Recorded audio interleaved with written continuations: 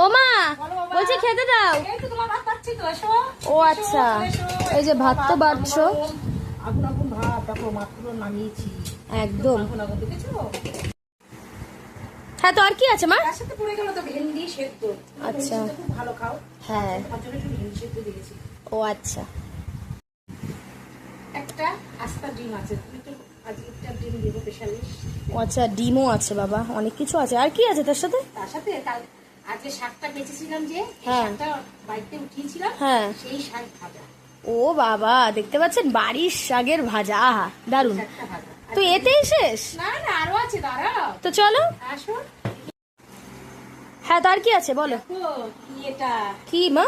এই যে লাল লাল করে খাসির মাংস। হাট, মোটো এটা খাসির মাংস না, এটা হচ্ছে শঙ্কর মাছের কালিয়া, যেটা সকালবেলা ছাড়া হয়েছে। তো শঙ্কর মাছের ঝাল বলতে পারো। আলু বড় বড় কেটে একদম মাংসের মতো রান্না করছি। আর এই মাছটা একদম মাংসের মতোই খেতে হয়। লাস্ট পাতে তোমার মামা ওই বাড়ি থেকে আম নিয়ে এসছে। ও, মামাদের বাড়ি থেকে আম? হ্যাঁ, গাছ থেকে আম নিয়ে এসছে আজকে। হ্যাঁ। তাই জন্য লাস্ট পাতে চাটনি করছি আম দিয়ে, একটা পাতলা করে একটু চাটনি। ও আচ্ছা, বাহ, তাহলে তো অনেক লাগবে, একদম। না লাগলে হয়। আর মানে খাবার পাতে একটু মিষ্টি টাইপের কিছু না থাকলে ঠিক ভালো লাগে না। তা ঠিক আছে, থালিটা তুলে দেখাও, হ্যাঁ, অবশ্যই। লাস্ট ফিনিশিংটা। এই যে থালি একদম তৈরি হয়ে গেছে, তো দেখিয়ে দিই।